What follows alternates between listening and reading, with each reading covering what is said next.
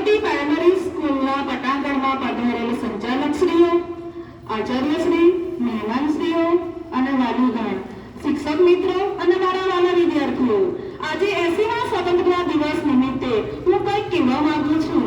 એ આપ સૌ શાંતિથી સાંભળશો. લહેરના પ્રવાહો અલગ છે, પીગળતો પડે ત્યાં કિનારો અલગ છે, સ્વભાવો અલગ છે, વિચારો અલગ છે, મનુષ્યના લલાટો અલગ છે, બુલબુલ અલગ છે, બહારો અલગ છે, પણ નજર જ્યાં પડે ત્યાં નજારો અલગ છે. અણુમાંથી સર્જન થયું આ બધું, પણ ગગનમાં સિતારો અલગ છે.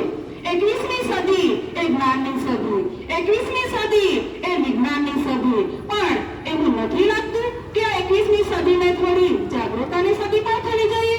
પ્રાચીન સમયમાં એવા કેટલાક નાટ્ય રચનાઓ જે આપણા ભારતમાં થઈ ગયે સુવર્ણકાળ લખાયું, પણ આજે તો એવા કેવા કીટાણો સર્જાયા કે આપણે સુવર્ણકાળની વાત દૂર, પણ આજે આપણો દેશ એક વિકસિત દેશ પણ નથી. આવી અણુશુદ્ધ સંસ્કૃતિમાં પશ્ચિમીકરણના વાયરા તો એવા જોડાઈ ગયા કે આજે આપણે પશ્ચિમી સંસ્કૃતિનું અનુકરણ કરીએ છીએ અને એના વિચારો જ ચાલીએ છીએ. પણ જ્યારે સ્વતંત્રતા દિવસ આવે ત્યારે આપણે ગર્વથી કહીએ કે આજે આઝાદીના 80 વર્ષ પૂરા થયા.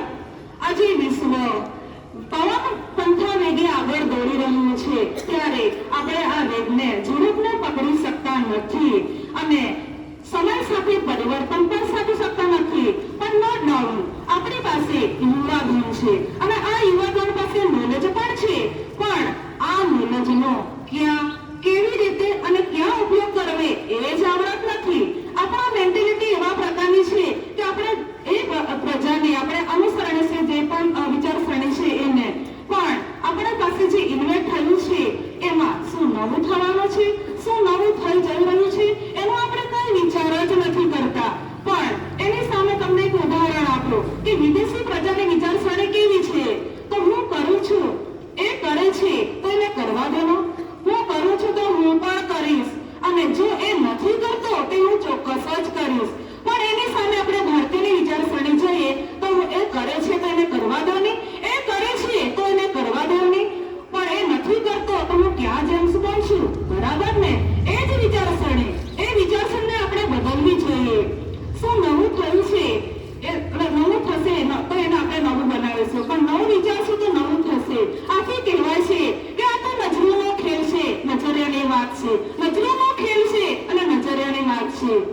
આ તો જીવન છે પૂરા, પલવનની ખુશી છે એ પણ ચાંદની રાત છે, અને જીવવું હોય તો એક ક્ષણ પણ વધી પડે છે. આથી જ આ નજરોને કહેવાય છે કે નજરિયાનો ખેલ છે અને નજરિયાની વાત છે.